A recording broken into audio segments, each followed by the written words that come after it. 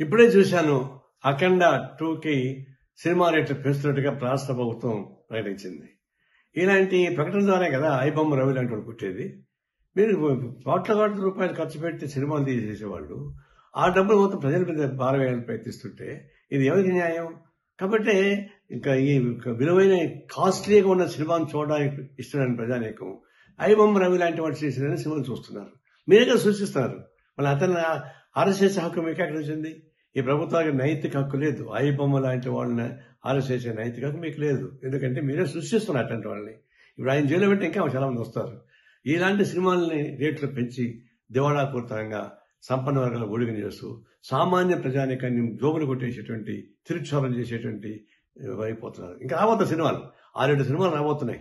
అవి ఎందుకు పెంచుతారు ఇంకా అంటే అట్లా పెంచుకుని పోయి ప్రజలను భారం వేస్తుంటే ఇట్లాంటి ఐబొమ్మ రవి లాంటి వాళ్ళు చాలా మంది పుడతారు. వాళ్ళు రావడం మీ చేత కాదు. ఇది స్వయంకృత అపరాధం. వ్యవస్థలో చేస్తున్నటువంటి అనేక అరాచకాల భాగంగా ఇది ప్రభుత్వం తగిన చర్యలు తీసుకోకపోతే ఇలాంటి అరాచకాలు జరుగుతూనే ఉంటాయి.